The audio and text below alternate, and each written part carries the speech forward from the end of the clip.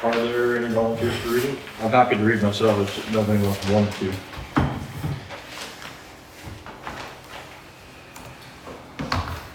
All right. Do we have a recording going this time? I did audio last time, but we have. Yeah, we have like actual. Perfect. Okay. Yeah, we're on the chapter of the realization of selfless love. I don't really know if yours are numbered, but I don't have it in. Chapter 4. Yeah. Okay. It is said that Michelangelo saw in every rough block of stone a thing of beauty, awaiting the master hand to bring it into reality. Even so, within each there reposes the divine image awaiting the master hand of faith and the chisel of patience to bring it into manifestation. And that divine image is revealed and realized as stainless, selfless love.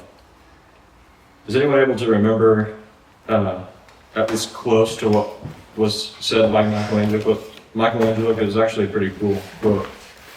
I'm guessing most of you know what he's referring to there.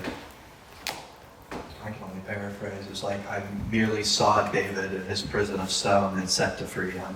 Something like that. Yeah, so you all know who Michelangelo was, kind of artist, sculptor.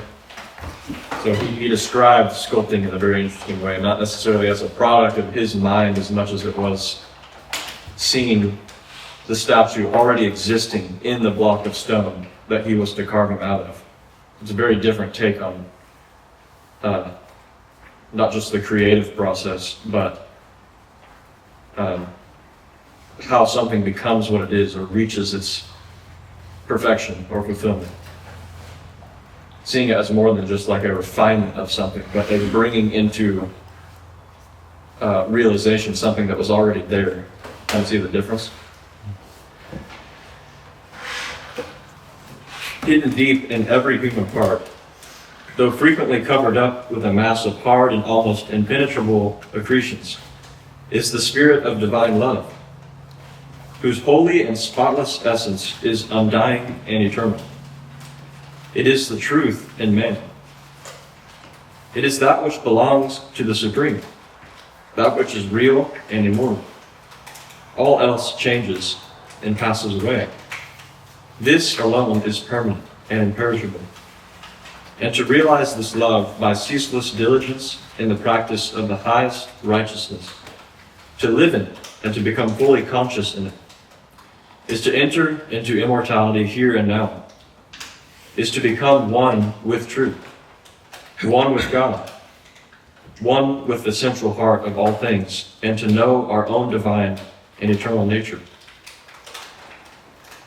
To reach this love, to understand and experience it, one must work with great persistency and diligence upon his heart and mind, must ever renew his patience and keep strong his faith, for there will be much to remove, much to accomplish before the divine image is revealed in all its glorious beauty. He who strives to reach and to accomplish the divine will, or to accomplish the divine, will be tried to the very uttermost. And this is absolutely necessary, for how else could one acquire that sublime patience without which there is no real wisdom, no divinity? Ever and anon, as he proceeds, all his work will seem to be futile, and his efforts will appear to be thrown away. Now and then a hasty touch will mar his image, and perhaps when he imagines his work is almost completed, he will find what he imagined to be the beautiful form of divine love utterly destroyed. And he must begin again with his past bitter experience to guide and help him. But he who has resolutely set himself to realize the highest recognizes no such thing as defeat. All failures are apparent, not real. Every slip, every fall, every return to selfishness is a lesson learned, an experience gained, from which a golden grain of wisdom is extracted, helping the striver toward the accomplishment of his lofty object. To recognize that of our vices we can frame a ladder, we will but tread beneath our feet each deed of shame, is to enter the way that leads unmistakably toward the divine. And the failings of one who thus recognizes are so many dead cells upon which he rises as upon stepping stones to higher things. What do you guys think?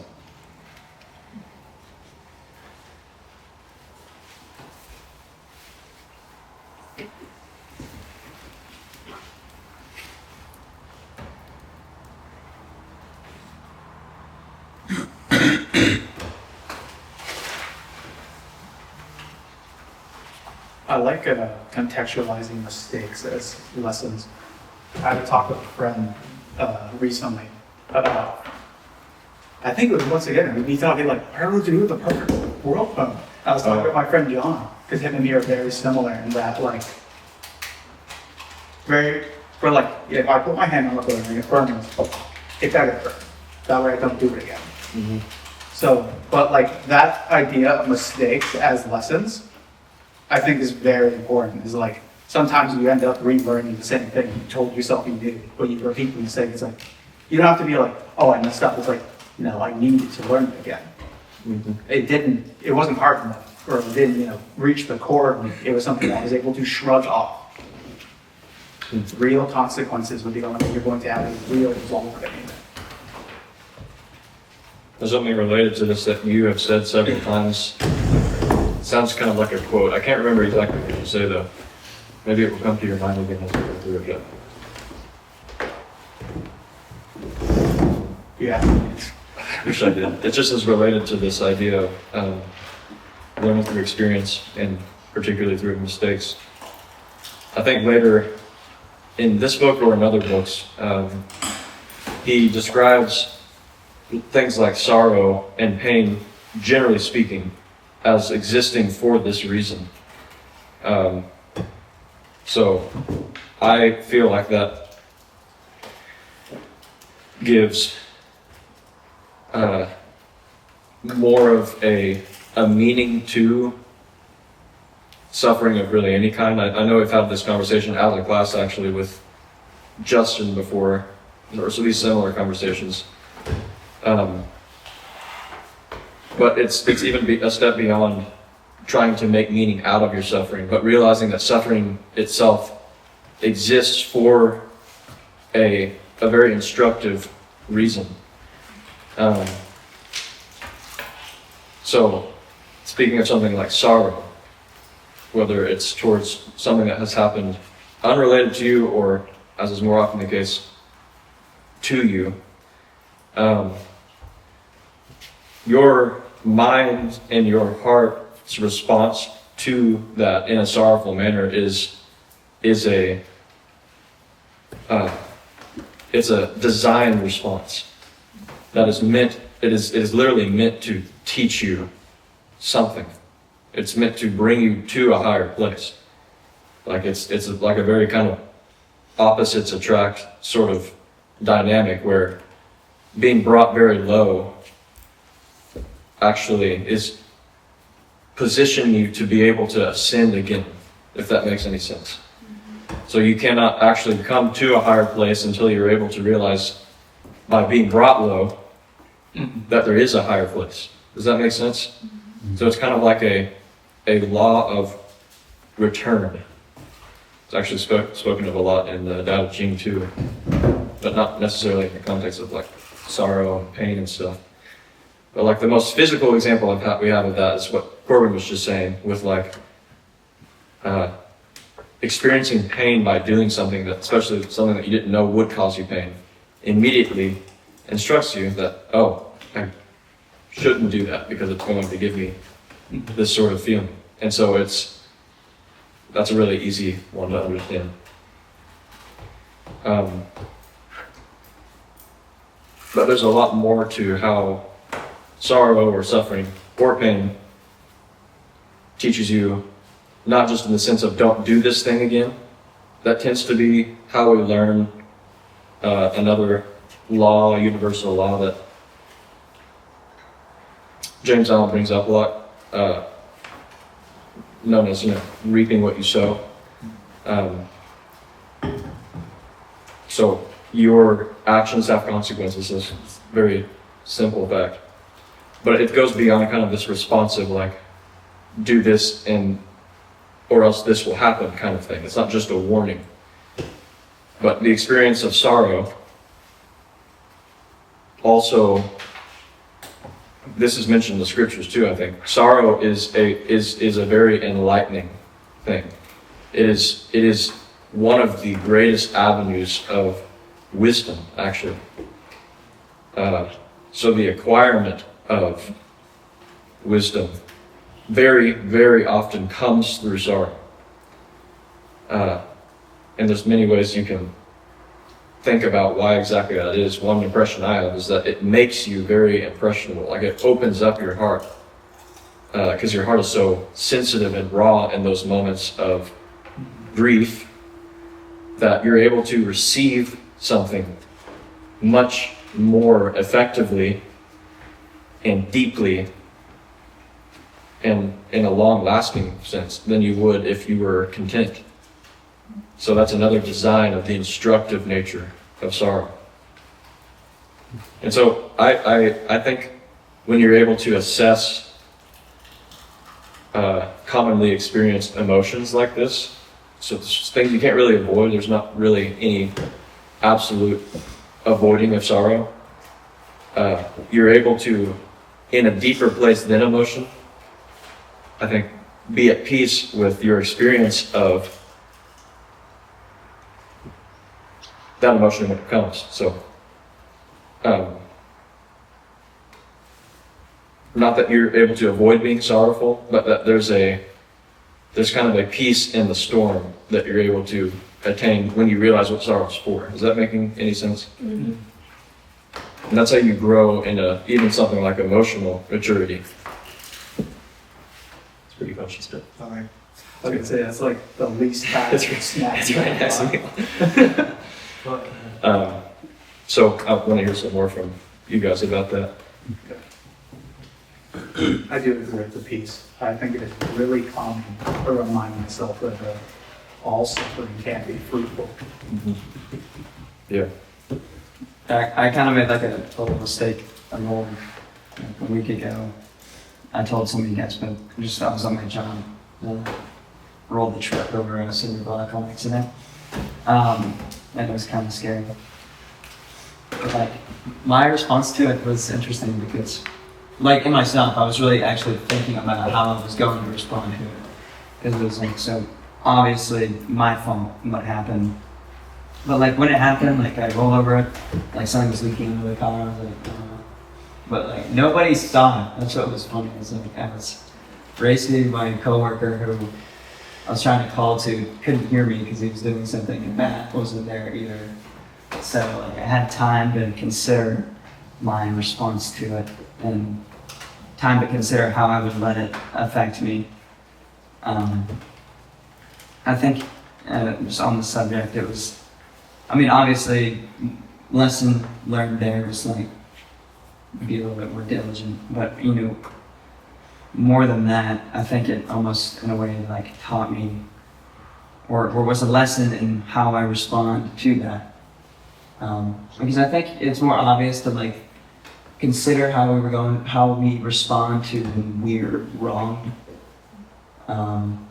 Because like you're in a place of no wrong at that point. And you haven't done something wrong, and you're gonna like be humble and respond to it in a certain way. But there's also like a lot of humility you have to have when you make a mistake, an honest mistake, and how you respond to it is actually really important too.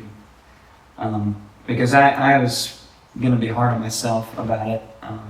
And of course, I do feel bad about doing it, but it was like, I wasn't gonna let it like change the way I interact with my boss or with a coworker, or let it like ruin the day. It's a small example, but I was thinking about it So, It is a good example though, because that is an easy chance of like, yeah, we can sit and escalate from here. Or it's like, this is a mistake and it's a mistake of me. So I can own it, that way we can deal with it. yeah, it's definitely a balance to it and how you respond to it. It's like, I remember yeah, in woodshop, I took it too to heart when my teacher said, careless people make careless mistakes. And that kind of like set this mindset of I can't make mistakes though, 'cause that'll show I'm being careless. yeah, But like, it's still okay. If you do make a mistake, that is just your wake up call of like, oh, okay.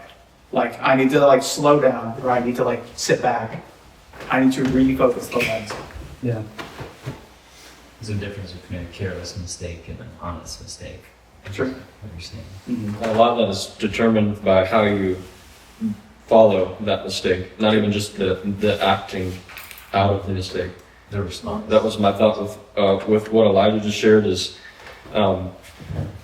you can see, because it was definitely nice to have a little bit of time to think about how you would respond to it, mainly because there was no one around to witness your response to it initially.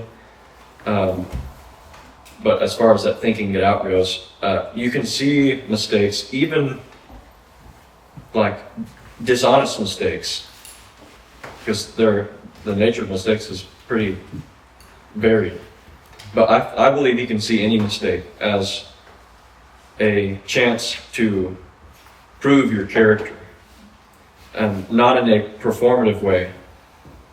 Because, I mean, the state of your heart and how that plays out, how you end up, responding to or interacting with someone that you have wronged, or because that's really what makes, I think ultimately what makes a mistake is a mistake, or what makes a mistake is you have wronged someone in some way. Maybe even if that person is yourself. But what I was wanting to get to here is something that we tend to do is kind of like try not to remember or dwell upon times when we have responded well, because that seems like a self-centered thing to do. Like you kind of just leave certain incidents where you did prove your character and you were noted as having done and responded well to something. You don't want to cling to that. You don't want to hold on to it because, again, that seems selfish. But I would say it's good to remember those things, actually. Even play them out in your head. Because was that not a good example that you set, not just for the people around you that observed you, but for yourself, for your future self? And I think when you do or are willing to recall those things and remember how you felt in doing them, and even the reward, if you will, that you received in having responded the way that you did, I think that is actually a good and a healthy motivator for future action. If it is something that is not, coming from a vain place. But I don't think it is vanity to want to improve your character at all. It's vanity to want to receive, the praise of other people as your main goal. But it's not vanity to cultivate yourself or be cultivated by the circumstances that you experience. And so that's what I am saying you can see every mistake as, especially as it regards other people, is as a chance to not something that has already proven your character, but as a starting point of an opportunity to prove your character. And I would think of that in terms of like, if I accidentally offended someone, then what I could do and what's easy to do is think, well, now I've proven my character as someone that is offensive. Or I could see that as, here's a chance for me to actually relate better to this person than I would have been able to do if I didn't offend them. Because I can actually mend something now if I have a heart for it. So at the end of that whole situation, I actually have received a deeper appreciation of that person than if I hadn't offended them. Again, you don't try to like start situations like that, so offend someone and then try to, it's not manipulative like that. But that's kind of the way you make an opportunity out of things. And if you, when it says, but one who has resolutely set himself to realize the highest, recognizing no such thing as defeat, it becomes defeat. You become defeated when you don't see it as an opportunity to, when you do make a mistake, when you wallow in that mistake, or you feel defeated, that's you giving into defeat. But one who has resolutely set himself to realize selfless love will see that all failures are apparent, not real, or as Jim Allen says it. If that makes sense. Yeah, this is reminiscent of something we've discussed earlier with this book, as far as like not. I think the scripture that has the reference was not letting the sun set on an offense with someone. So like I've experienced this as sorry, my words are very different. I have experienced it as almost a kind of obsessive feeling of like not wanting there to be loose ends with people, at least as far as I'm aware of it. Yeah. So like if I know that someone's holding some kind of grievance against me for whatever reason, then if I am aware of it, and I don't even think I am aware of all of them, if there happen to be more that I'm not aware of, but like I want to see some kind of resolve there. Like I hate for there to be anything that just is lingering. Does that make sense? So like it will push me in a way I can't really avoid to want to, I mean, sometimes it is in the form of confronting the person, but other times just like bring it up and figure it out with somebody. And I don't think that is just the case with me, obviously. I think everyone has experienced or does experience that same kind of like urge to resolve something. Yeah. And I think that is for the most part a very helpful and healthy thing, especially among our people, where relationships and the order and purity of those relationships is a really important thing. Can anyone else, I'm just asking, can anyone else really relate to that? Yeah. Just I can give my example. I was scrubbing away the trays at Randy's, and Andy came in and said hi and asked how I was doing. And I said, these trays are really annoying. And then he said something else, and I continued about the trays, and he kind of stepped out. And my consciousness being a couple of minutes behind me was like, that kind of sucked. And like, I had to ask for Andy's number. So by the end of the day, before I went to bed, I could text him like, hey, you tried to give me a time of day, and I was too ornery about what I was doing at the moment. Yeah. So I wanted to say, I hope your day was good. And I appreciate what you did. Yep, very, very much. Like, what I'm I could not sleep until I did that. Yeah. Very much a compulsion. Mm-hmm. But as I'm saying, like, it is because you realized it. Yeah. If I didn't clock that, like, yeah, no, we wouldn't back. Yeah, I this is realized I was tested and I failed in that moment. that's But making it's me think. failure if I didn't Yeah. try to resolve it. This is making me think of something included in all of this, which is another one of those things that we don't really ever talk about, because it seems to be coming from a self-oriented place, but it has to do with a person's dignity, if that's the right word to use. So you're standing among other people. I guess another word is reputation, but that seems even more of,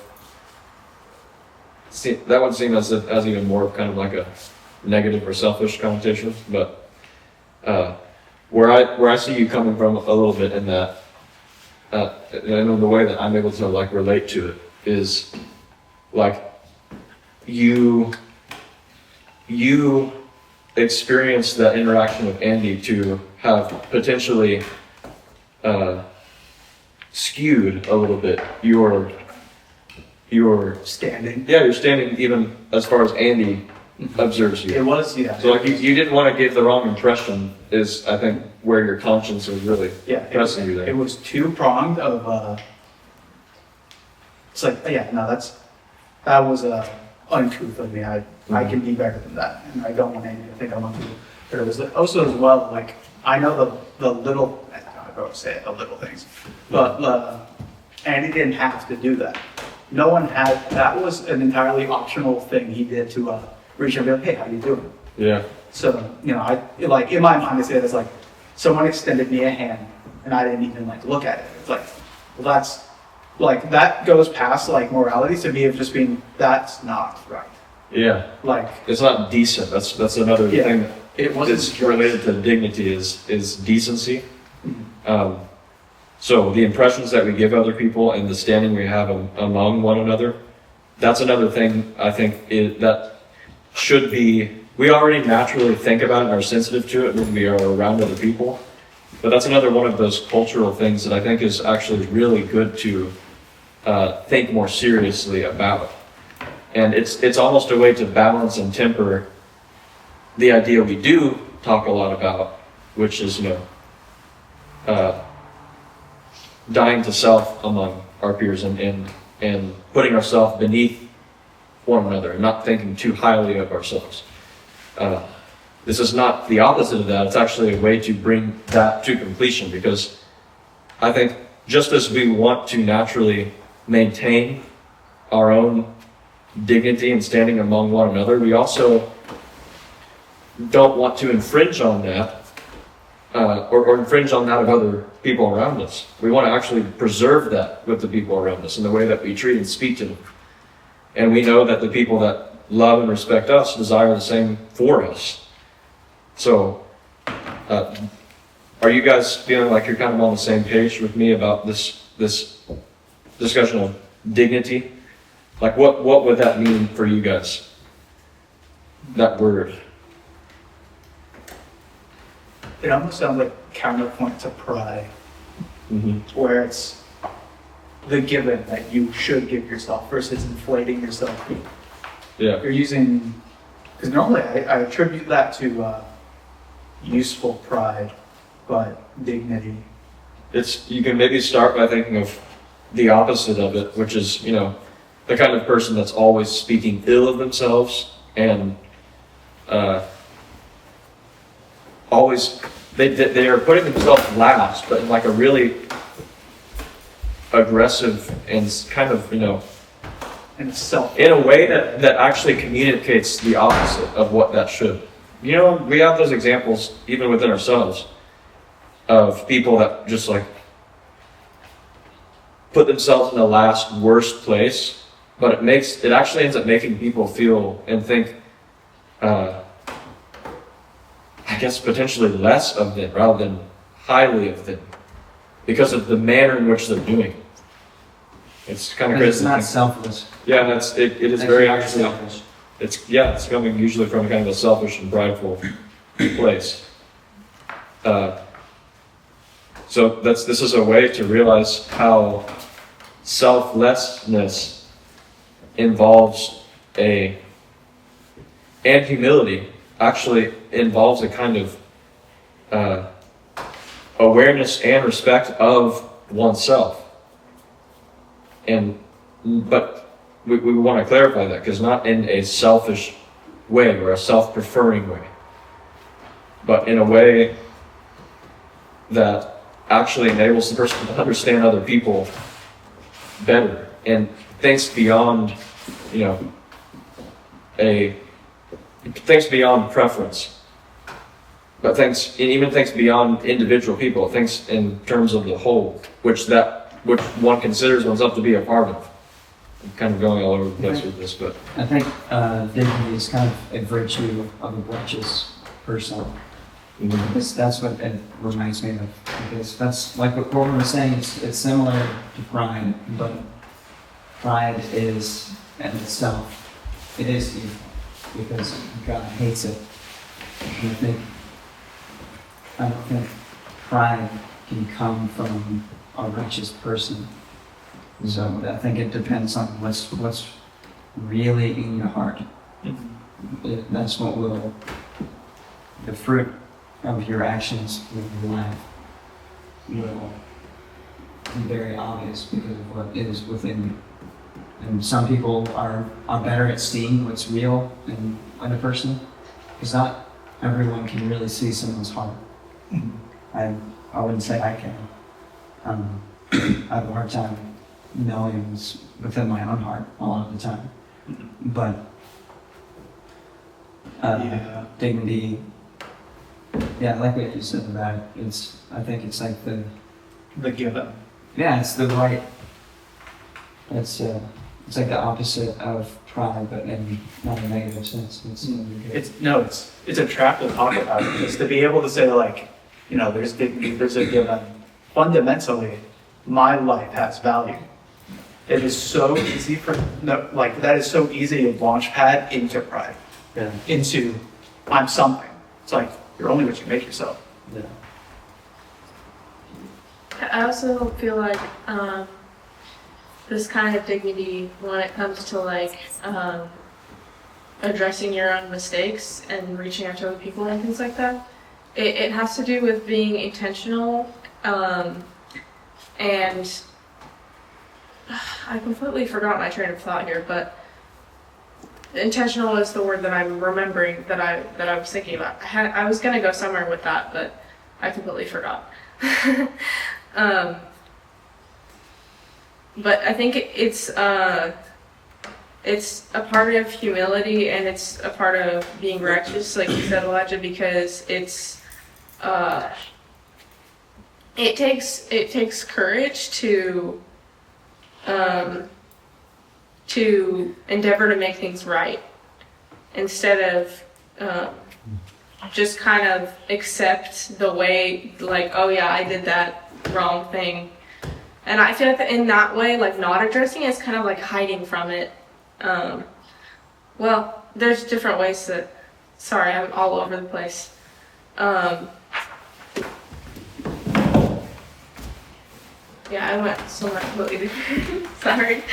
I do like the tangent though of you can definitely have mistakes, and you'll realize at some point, oh, I kind of like shrugged this one off, and that's why I keep redoing it, because I don't let it hit home. I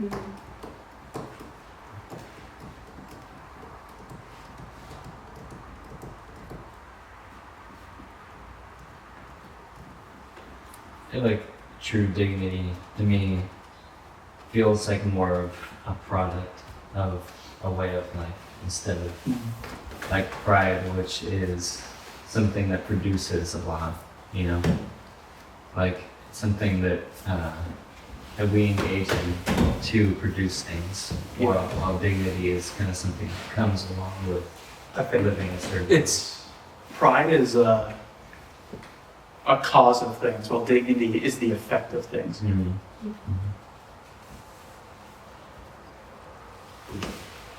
Yeah, pride is found at, I think, both ends of the spectrum of self-consideration. And self-respect is right in the middle. It's the balanced approach to self. So by pride being at both ends, I'm referring to either considering oneself it's pride is always considering oneself in a really inordinate way, so way too much. But the way it expresses that self may be through arrogance or through self-abasement. So promoting oneself or despising oneself. Pride is the root of both, is what I'm saying. And what self-respect knows and acts upon is what self being in its proper place looks like. And it's able to do so not by preferring it over everything else or by discarding it as worthless and disgusting. and gets a little tricky because there is the old selfish nature, which we refer to as self sometimes, which is disgusting. But what I'm talking about is this, what we hold as the identity of ourselves as people is what I'm really referring to here as self. So sorry if that is a little jumbled, but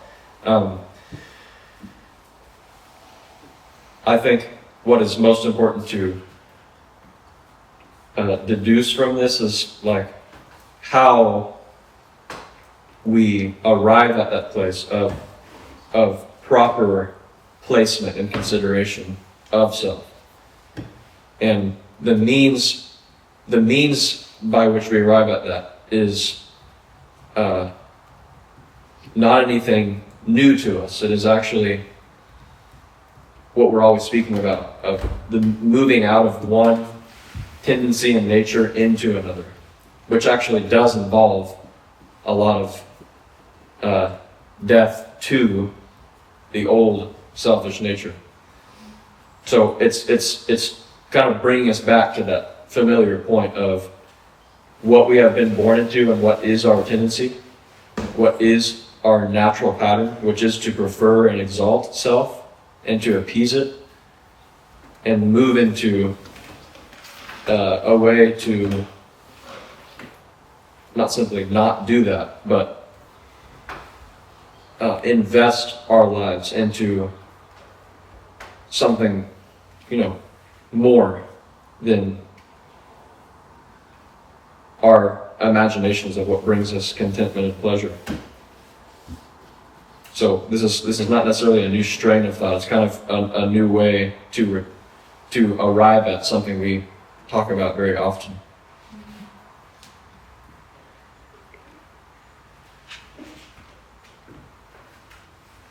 I guess I can keep reading here. Is that too long of a chapter?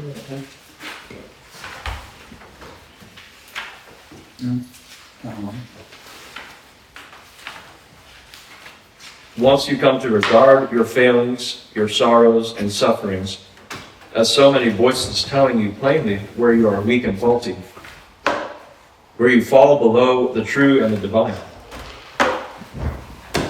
you will then begin to ceaselessly watch yourself, and every slip, every pang of pain will show you where you are to set to work, and what you have to remove out of your heart in order to bring near to the likeness of the divine, nearer to the perfect love.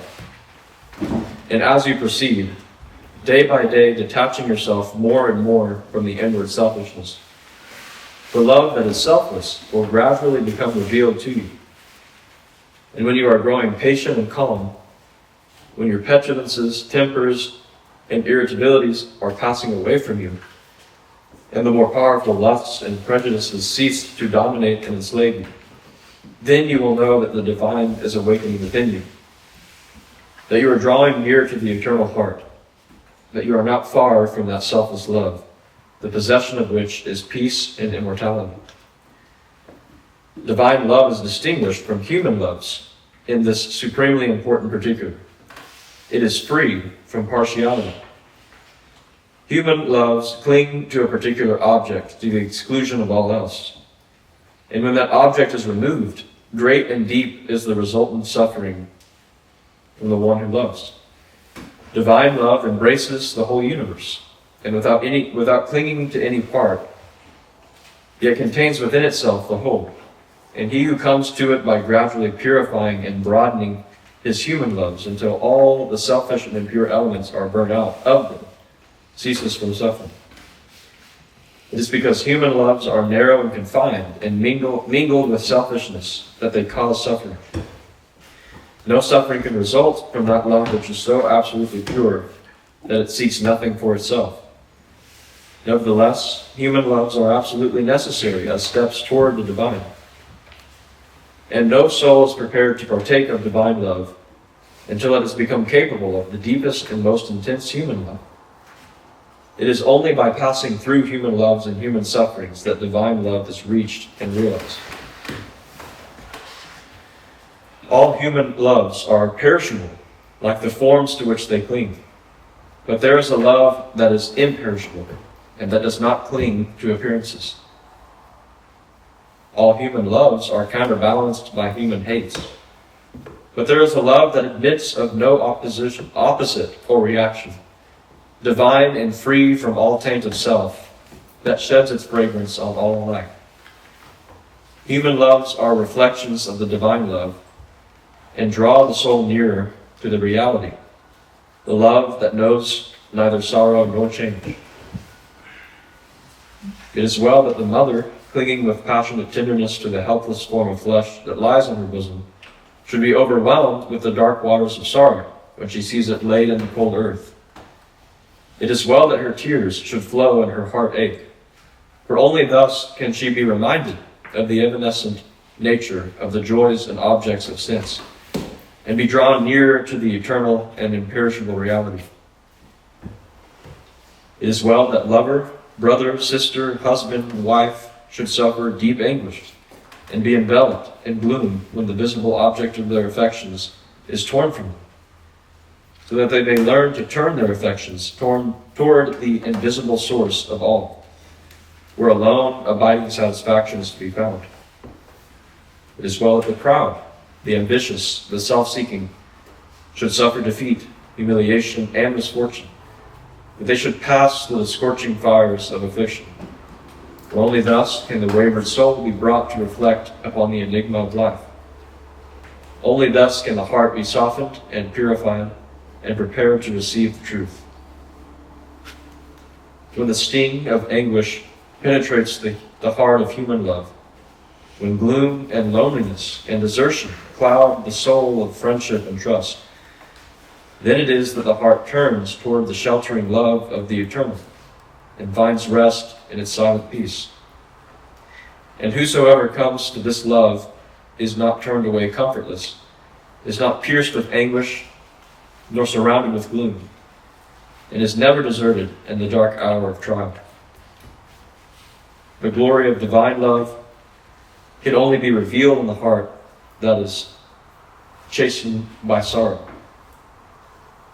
And the image of the heavenly state can only be perceived and realized when the lifeless, formless accretions of ignorance and self are hewn away.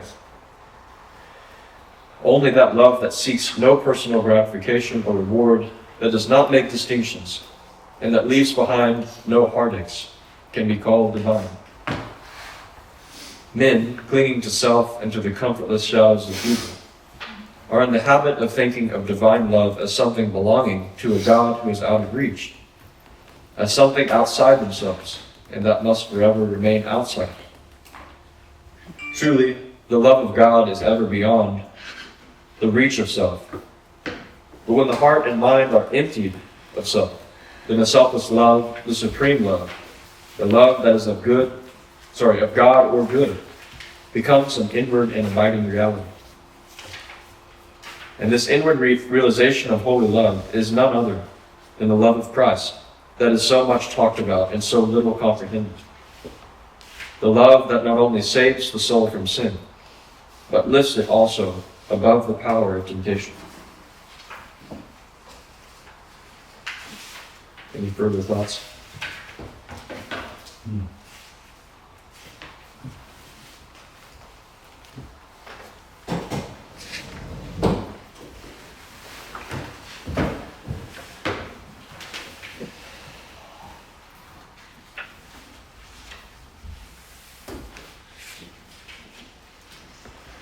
Actually, I've thought about the love of God recently. Just in thinking about it and separating human, loves. We've defined it to be love and godly love.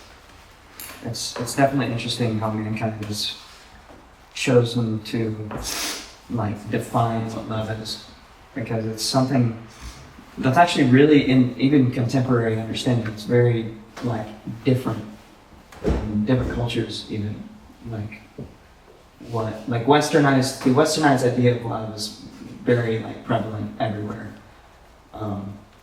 It's kind of like Valentine, red heart kind of thing. But like,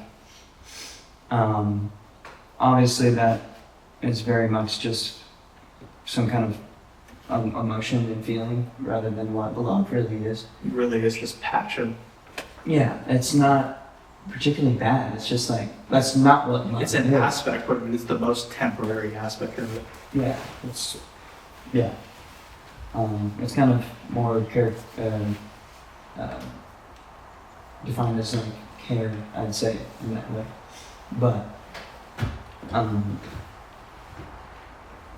even looking in the Bible and what love is described as, it is itself like a way of living, and something that was not created by man, obviously.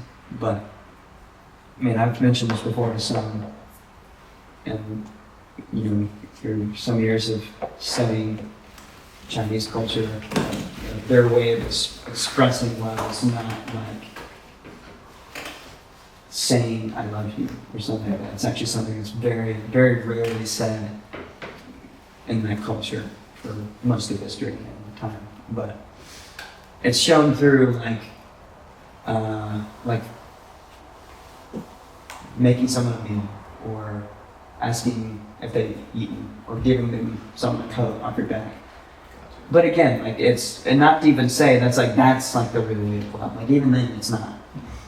That's still a human understanding of it. But just to explain that, it's different from the way we may think of what love is, as compared to saying "I love you" or like just things like that.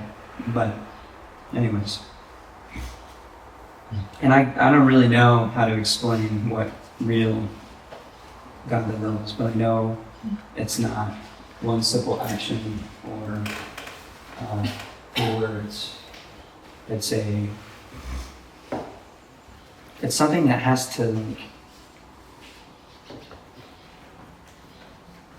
like change you and be who you are, and you have to source it from somewhere that doesn't come from some goodwill.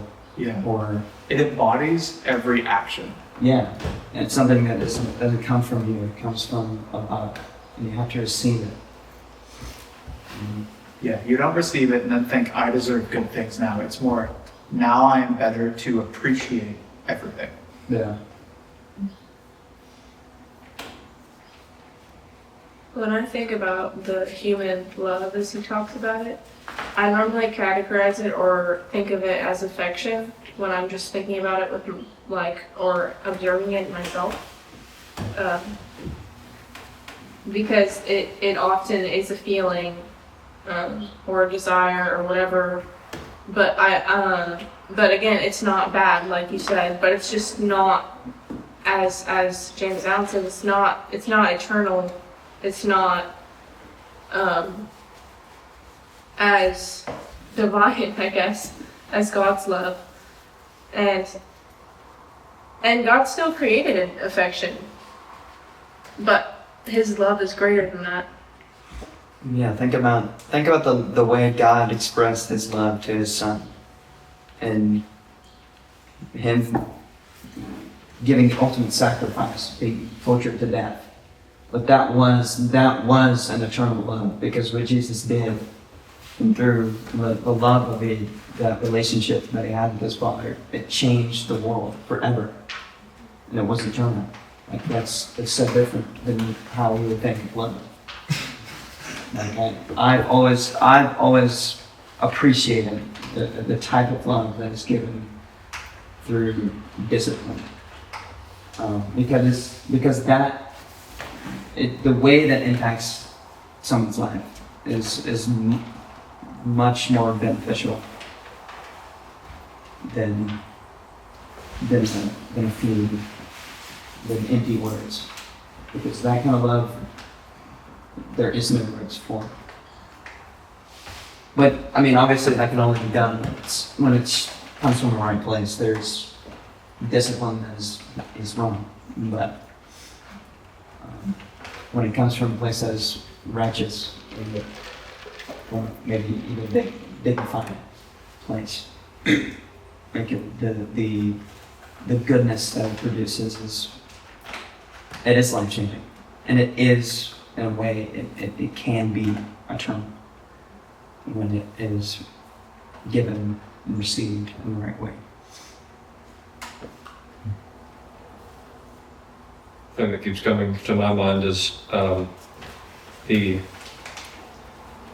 small versus great faith that we have towards people. We've talked about this a few times now, but hopefully it's not getting old. It's like more and more meaningful to me whenever I return to it. In light of how love works, maybe we could speak of it in terms of small and great love instead of small and great faith, because I think the way this works out is very similar. So the small love, or I guess what we could refer to here as the human loves, as James Allen is putting it, are the sorts of loves that like need to be fed, I guess, by like in a mutual sense. Like they need the nurturing and attention. They need some kind of response, and I think that dynamic is very natural and in their own cases good. They're fine things, but they're like very small reflections of how a greater love works. And it's like as Elijah had said, it's something that can't really be put into or in really any way sustained by words and even actions per se, because it doesn't need to be rewarded or responded to by its object, I guess. In the same way that greater faith, as we've talked about it, keeps in mind not how even a person seems in the moment, but who this greater faith knows them to be, even in light of their destiny. There's always this element of belief in and awareness of a person's destiny and higher calling when there's any discussion of greater faith or greater love. And so obviously God knew, as he does know, what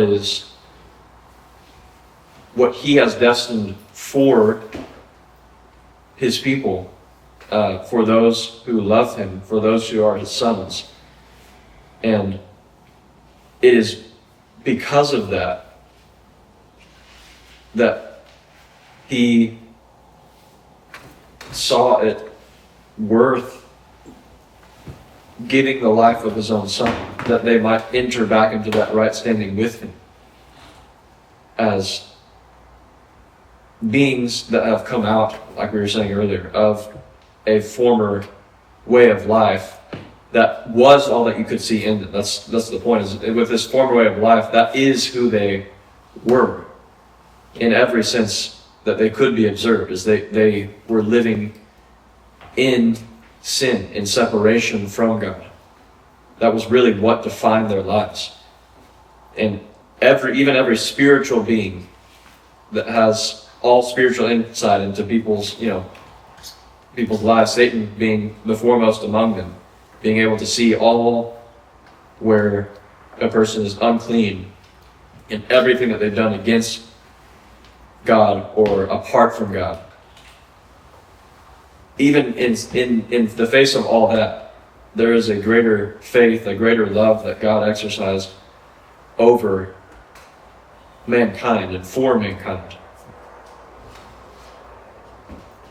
so that they can be brought out of that into their originally intended place. And that's why even the love of God that's why we sing about it as something that is pretty much beyond comprehension, because there was no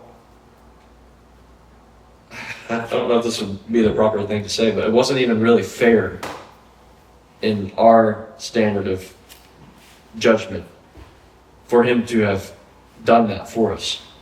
But he still did. And so that was, in a way, we tend to think with small love, we tend to think of what is and isn't deserved. But greater love doesn't use that standard.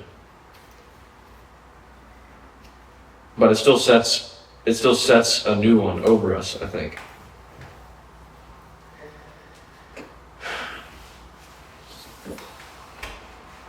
I'm also not really seeing those like small and great love as like these completely distinct things either.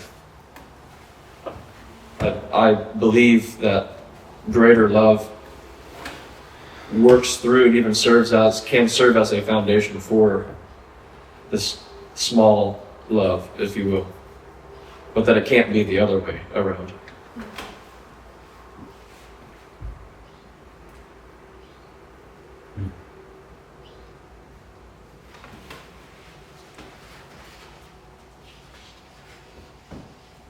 Anyone else?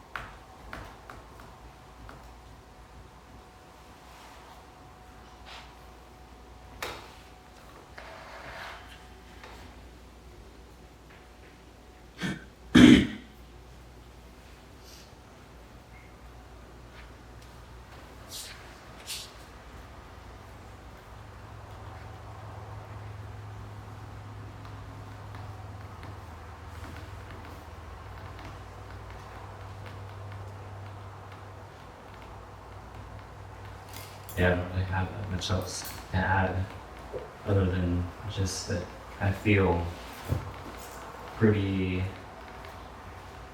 I don't know how to say, but like the Lord is really highlighting this to me for sure. Mm-hmm. This kind of selfless love. Just that I see Him bringing it out in a lot of us in different ways. So it's encouraging. But just to kind of keep that in heart and prayer for one another, for that kind of process to continue.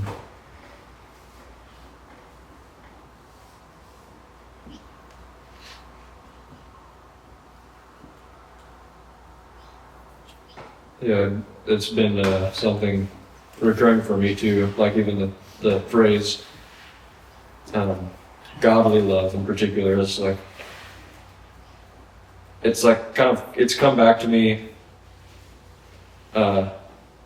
here and now, or now and then, as like a place to focus on. And it's not in any way that has like a clear guide for me or direction for me, but at least from a kind of like what you're saying with, I think, all of us, for at least from a personal place, it's like been something that's come up a lot.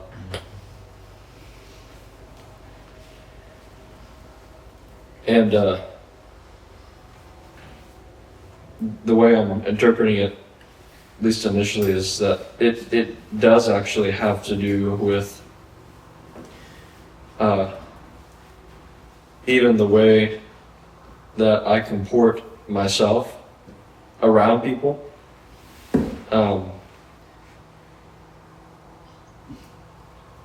So even seemingly lesser parts of godly love, like, the way that I show affection or kindness or preference for someone else, like that all still seems kind of like a pretty essential part of it still. Like even thinking of someone like Jesus, the expression of his love was not merely or solely like this thing that was completely outside of the humans around him, their ability to grasp, his person or his humanness. It was actually there was still a very humane love that he expressed, and kindness and compassion that he expressed towards other people. And it was something that people felt, and that also drew people to him.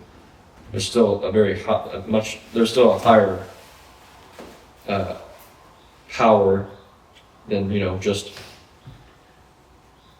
the demonstration of that kind of kindness that drew people to him. It was what he was carrying with him that was greater than that, but still it was still a part of his character. And yeah, I guess I don't have too much to say about that, but it is something on my mind too.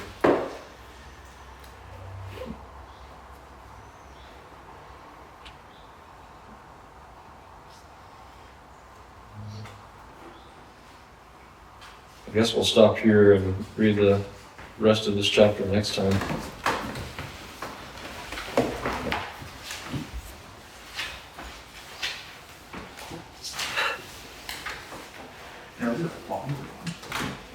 This was a little longer. I'm glad that everybody got in hot and not decided, we're out on burn for the rest of it. Yeah, give him a back case real quick. Yeah. And right. It's up. Even.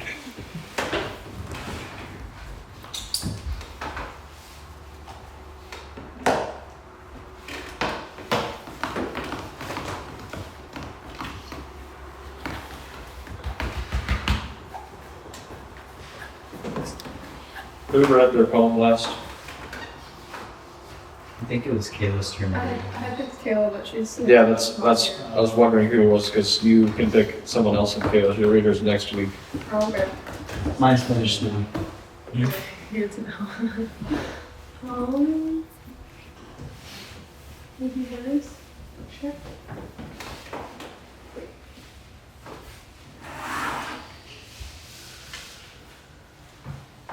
It's called Light Without Darkness.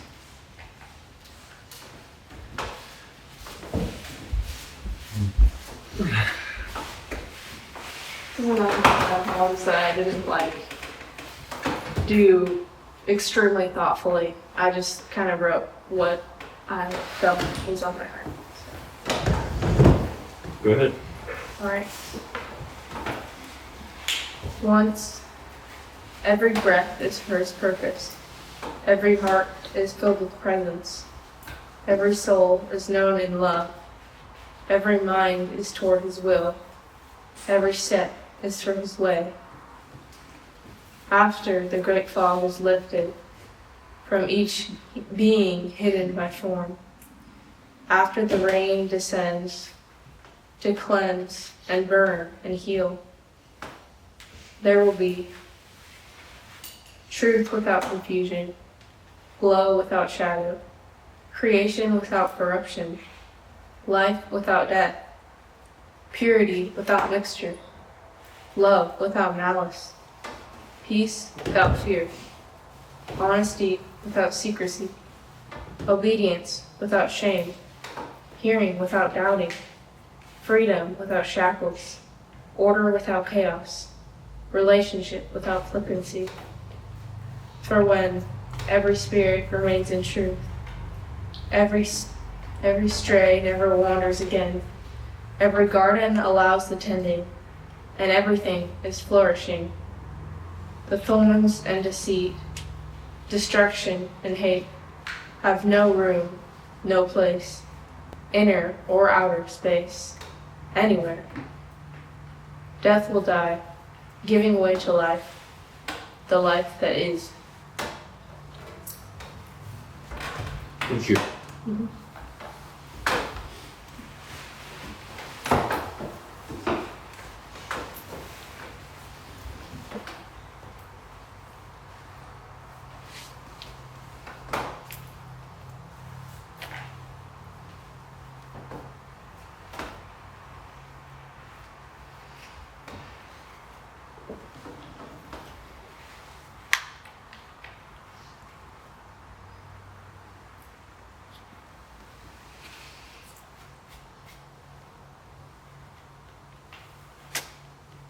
Death dying is an interesting thought.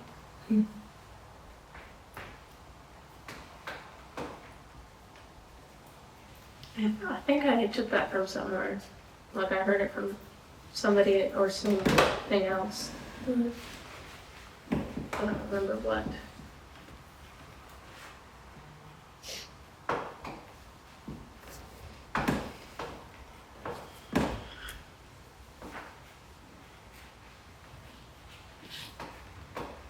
I'm interested in your use of two different words or two different phrases near the beginning. You refer to a great fog, and there's also a second rain.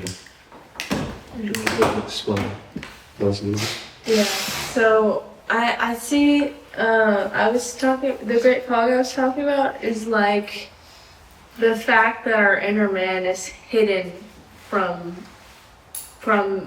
each other in a way. And it's not exactly that the great fog being lifted means that we can see that, but even though we can see it to an extent, it's like, I was kind of thinking about the day of judgment when just the God kind of seeing everyone's hearts, even though he already has. It's like, even though he knows them through the fog, when it's lifted, each being is no longer hidden by form. I don't really, again, I didn't really think about it too deeply. It made sense when I wrote it, but it is kind of just an impressionistic idea of the nature of each heart being revealed, I guess. And the second rain, I was thinking about when the flood, and God telling Noah that he would never do that again. But in a way, because the flood kind of started everything over, and there is going to be a new beginning. And so the second rain is like is what I was imagining. It's like a different kind of flood, like not the same kind of flood because God said he wouldn't do that, but this flood cleanses and burn was like the furnace kind of burning and healing rain. Was it somewhere in the Bible or was it just a song? I think it was a psalm where it says that he will come like the spring rain. Yeah. So I was also thinking of that.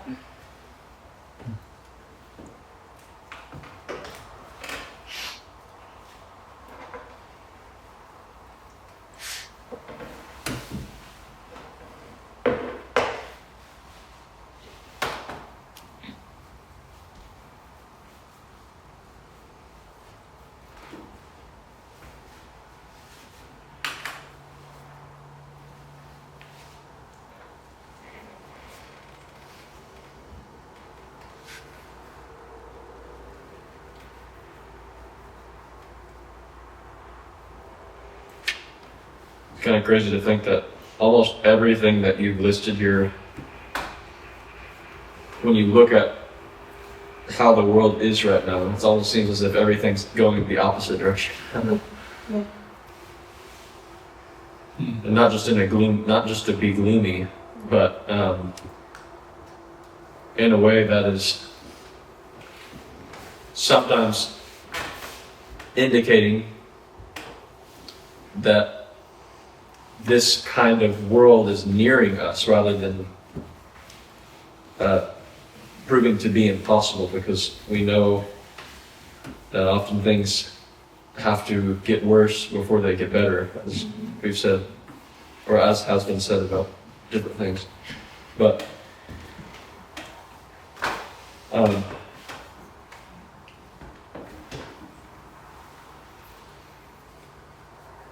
just now I'm reminded of the movie that I think most of us have seen. Maybe some of us haven't. Has everyone seen Tomorrowland before? No? Oh. Okay, well, basically, throughout the story, it's kind of like a futuristic film in a way. It's like another dimension that people can go into that is like a very futuristic place. Anyways, what comes to be known is that from this, it's not just a futuristic place, it's like a very advanced and,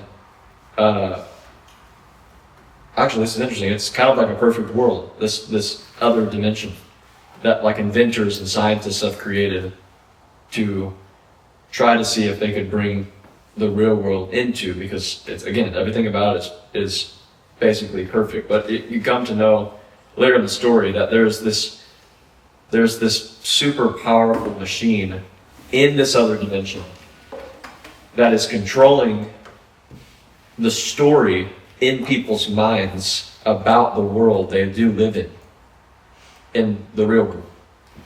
And that story is basically that everything is getting worse. The world is falling apart. People are hating each other more and more. Basically, it was feeding the kind of information that we can go on the news right now and look at. Everything, war in different places, the earth itself dying and falling apart in certain places. It's a narrative, that's the word. This machine from the other dimension that some corrupted guy had maintained or built or whatever was feeding that information to the real world. And in the story, they figure that out and they're actually able to destroy that machine. And there's something that switches. It doesn't make everything perfect all of a sudden, but there's something that switches in the hearts of people back in the real world because the narrative was destroyed. The narrative of everything trending towards and going and ending in gloom and destruction and hate. And it's all kind of symbolized by, like, you're able to come into this futuristic dimension by touching a pin. Like right when you touch it, everything around you suddenly is this other dimension. So it's like a really poetic and cool image, because when the main character touches it at first, she's like in this field of wheat, and you can see the city way off in the distance, this tall white city.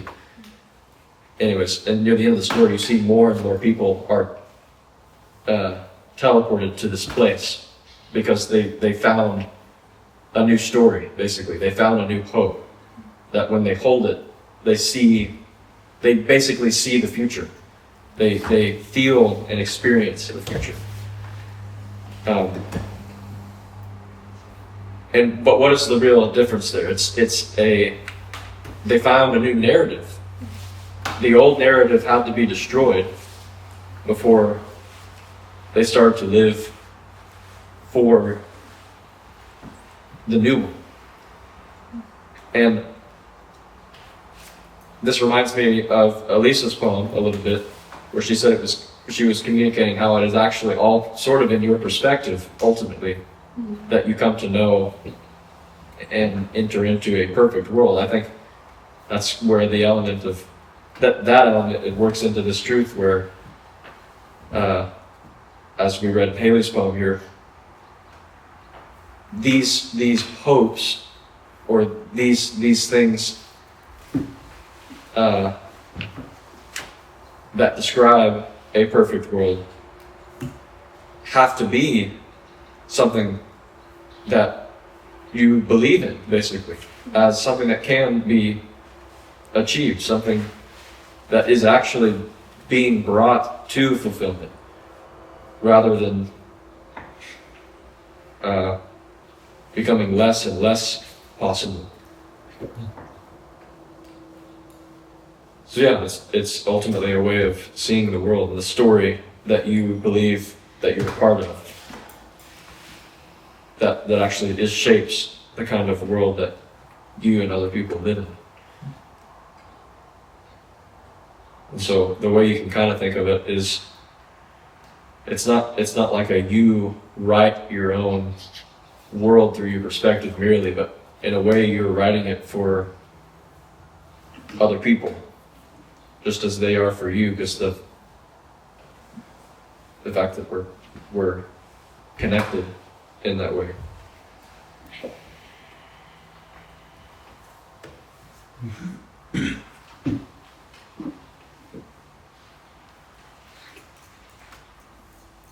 This goes back to what we actually were talking about when we say we have a higher vision of life. Remember we were having that conversation?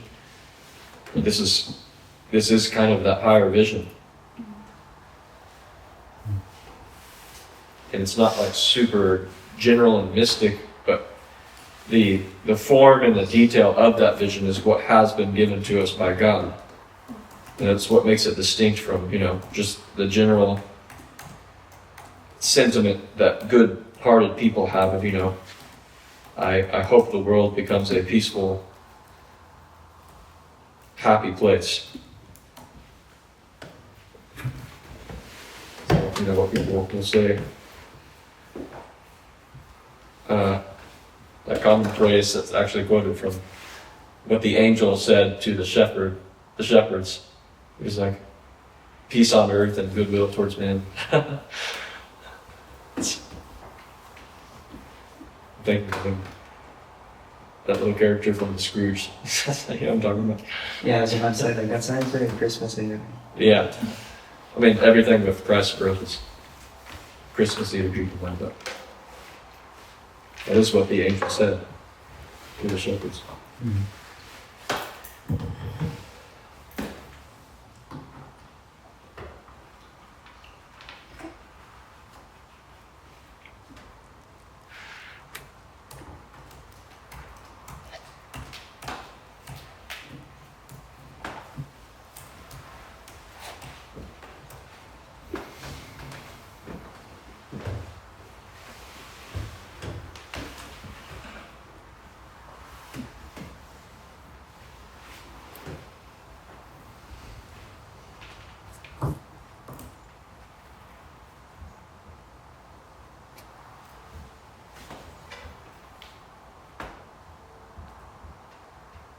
No one else?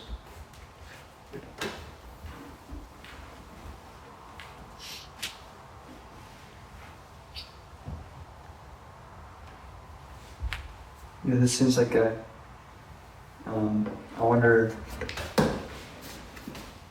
like, if the world will ever be in a place like this, but I think what would make it perfect is God's, like, his process in that reality becoming something that is true. That's my thought. I don't think it would be perfect if it was just something that happened all of a sudden, right? It's perfect because it happened in a perfect way.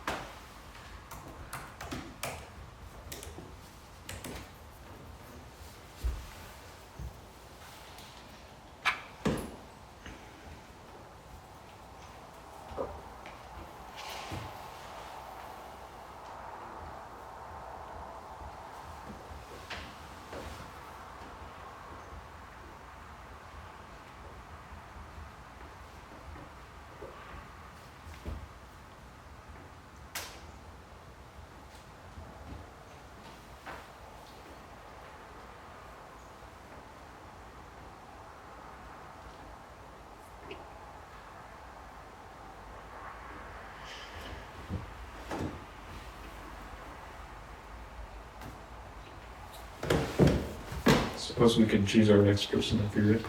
Okay. Everybody who hasn't done theirs yet, raise your hand, please. Mine's not done. Let's do Emma's next.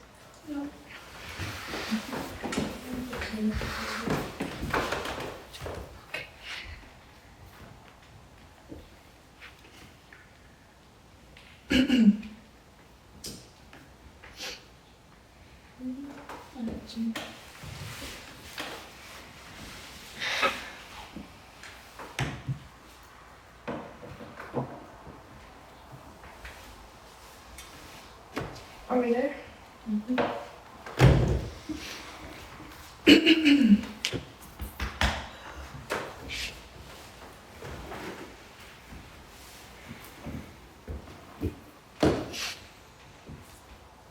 I dream about a place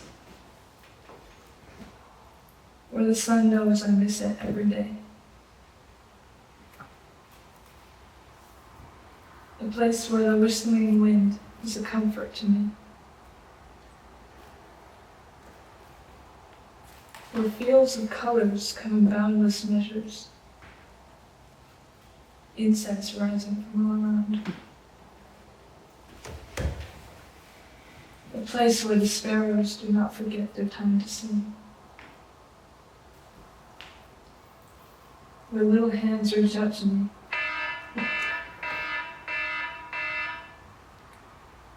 Placing their only hope, and then I will hold them. Do not worry. I will return my hands to you. A place of remembrance, where love cannot be so easily forgotten.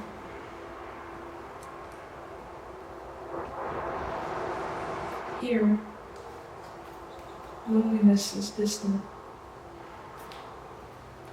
To find each other is not so hard.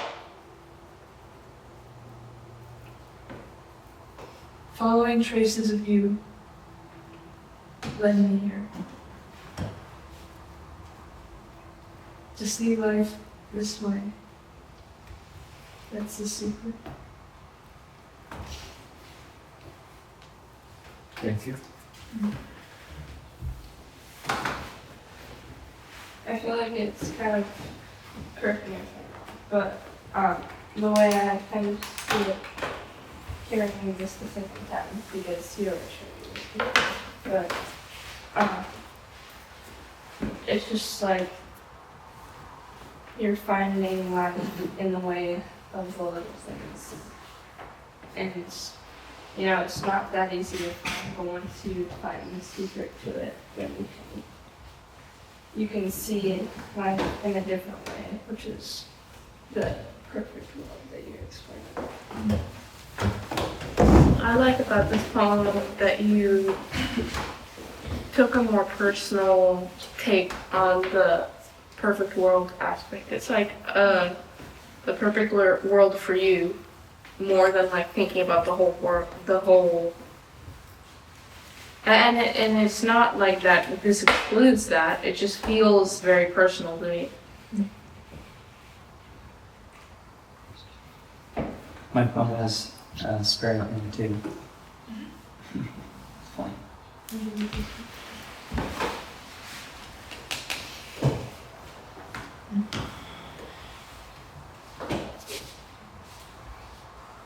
For some reason, I feel like are you thinking about Spain? Are you thinking about this? No? Not the fields? Okay. That's what we kind of think about. I mean, yeah, I guess. Maybe a little. Yeah.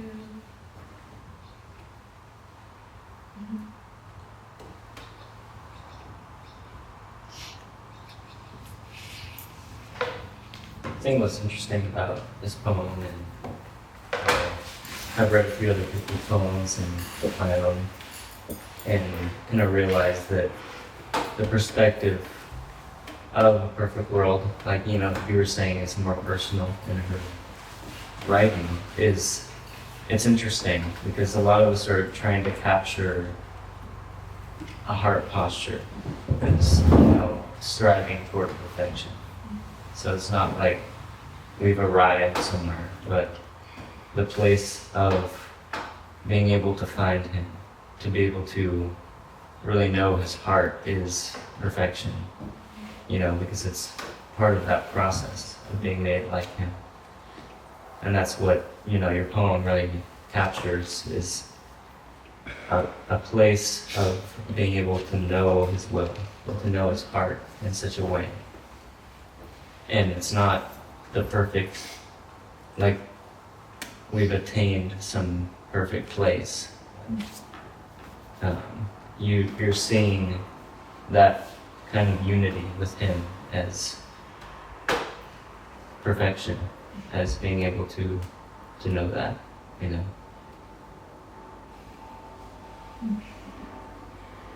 Yeah, I tried many times to write this, like 4 different times, and I just couldn't encapsulate what I was trying to explain, because I was writing about dreams that I've had, and how they seem perfect,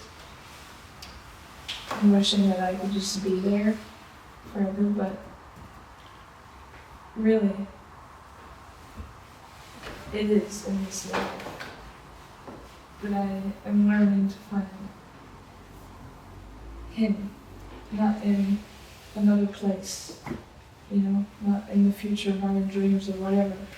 It's here and now. And I'm not saying that I have a full understanding of that yet.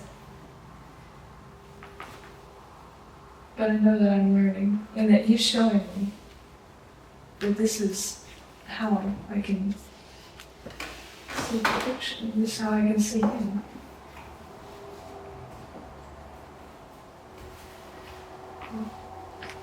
And I know I'm kind of being very simple and just explaining things that I see in life, like a field or a sparrow or something like that. But I'm writing about that because that is what impacts me the most. I talk about this so much, just learning to see him in that. I don't even know if that connects to a perfect world, but for me that's good enough.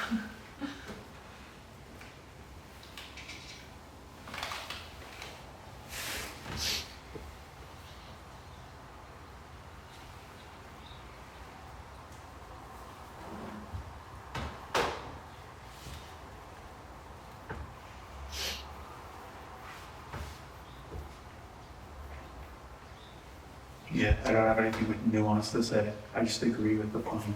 Okay.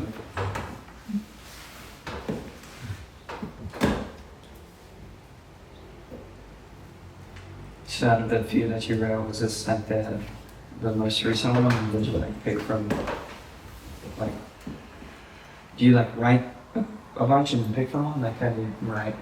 I wrote 4, and then this was the 3rd one that I wrote, and I went back and I took little pieces from each of them and kind of put it together into the 3rd one because I like this the most. Nice. Okay.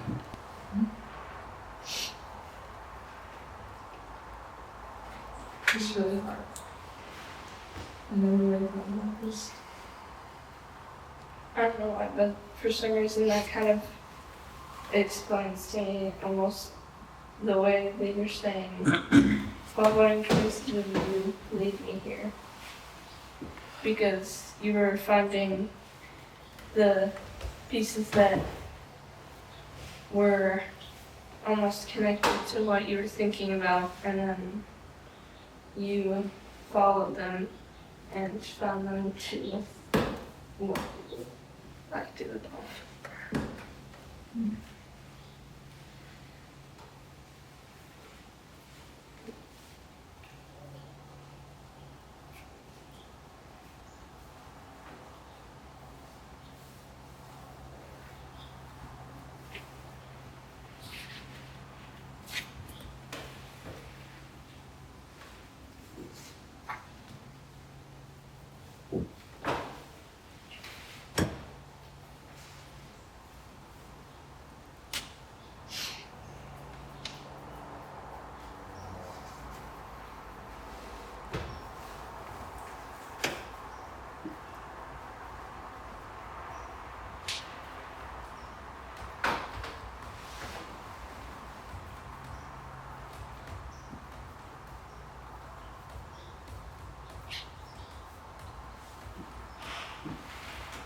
To me, it seems like the place is less of your point, and the person, so who you're with and who you're able to connect to is who, or is what really defines the place for you as perfect, if that makes sense.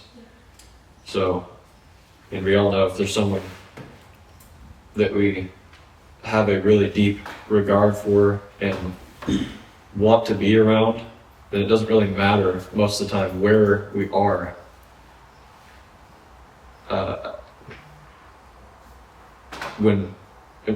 As long as it's being with the person or the people that really, it's not just distinct from the place, but almost just defines the place and your memory in that place for you. And so I doubt that the fields of colors or the sparrows or anything would actually mean all that much to you if they weren't also including the person. In this case, the Lord, and our, not just our knowing of Him, but our intimate relationship with Him. And so that's kind of another unique take on a perfect world, is not being a place or even a state of a place, but it's being able to enter into a meaningful and lasting presence with a person. So I think that's pretty cool. Yeah, I was trying not to look in the future and like think of a perfect place. So I thought of it right now, here, and being in a relationship with Him now. Mm-hmm.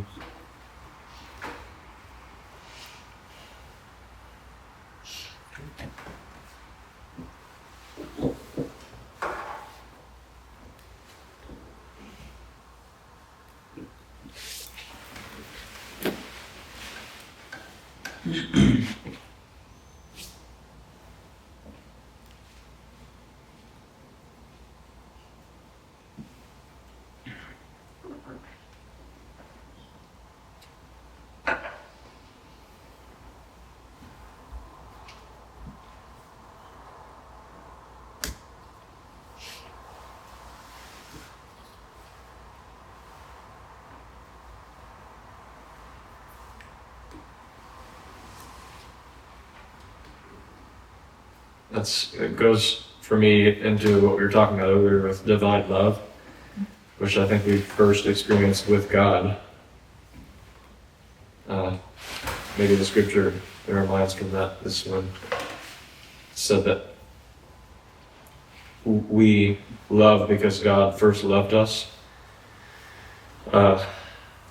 So I want to just expand from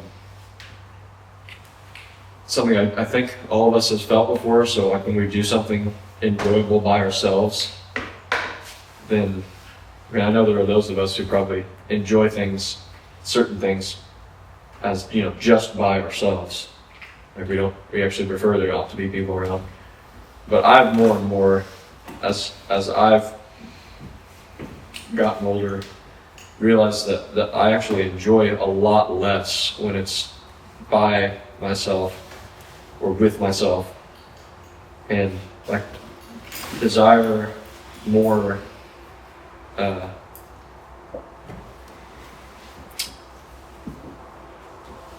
the presence of other people with enjoyable. That's kind of the reason I don't even have food at my place.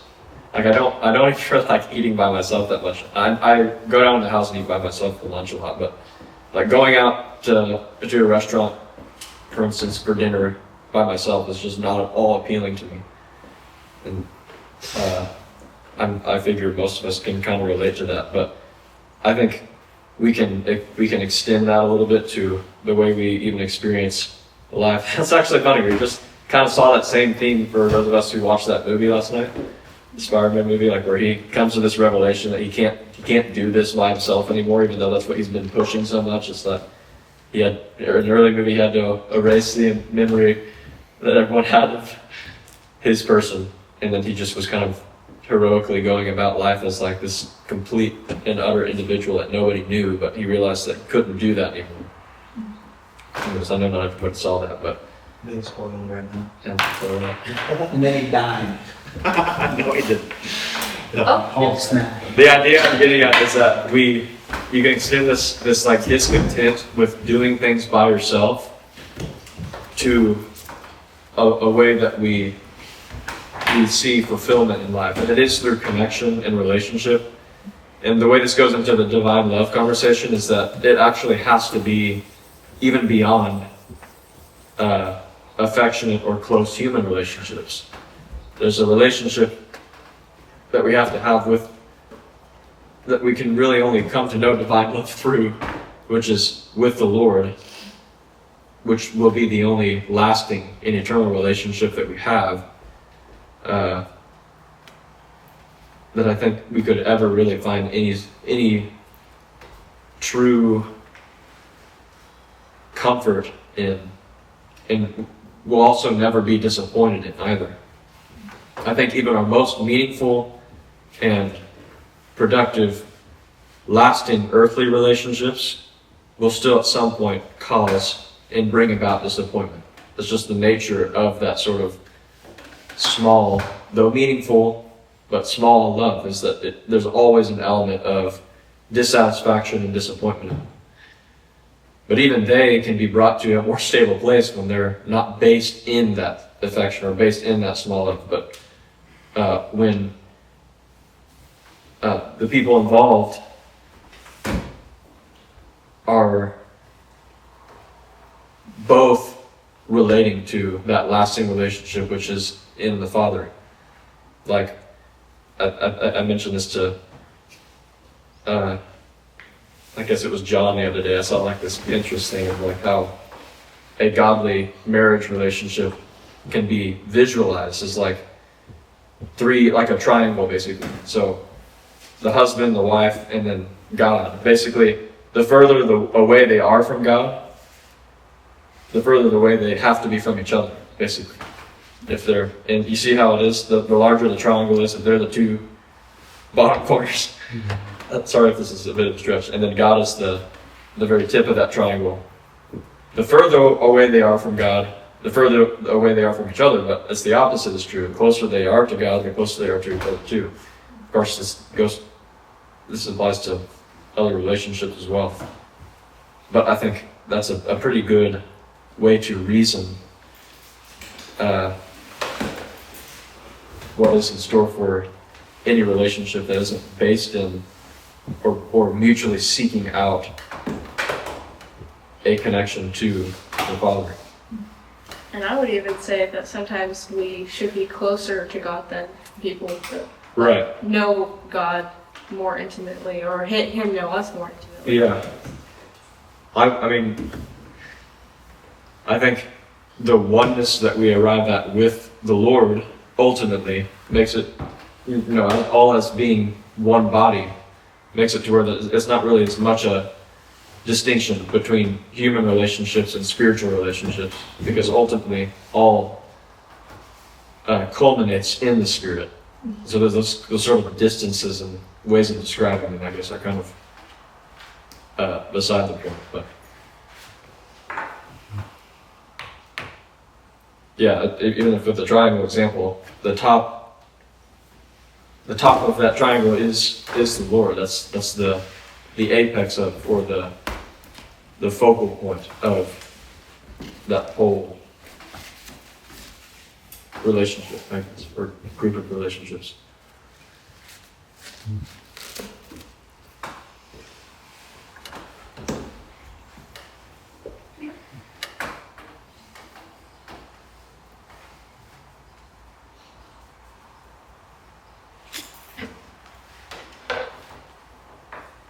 And the kind of being that God is as our Father, the very nature of the relationship between us and Him that results from that absolutely makes it to where you can't be as close to a person as you can to someone that is actually living in your inner man.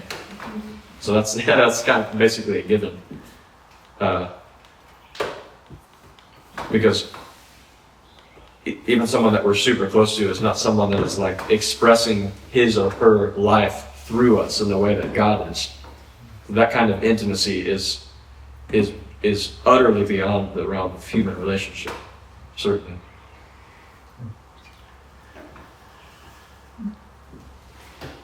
I think that's how I've always kind of seen the learning how to love. I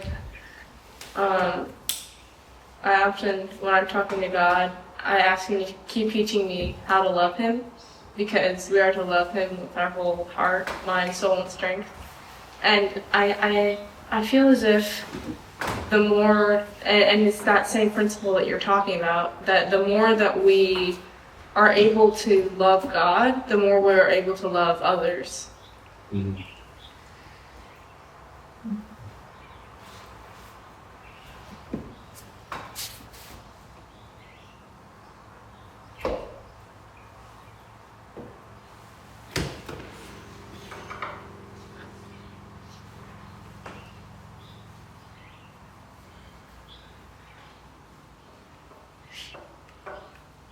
I suppose you won't pick anyone, since Kayla will be reading next time, as she requested. All right.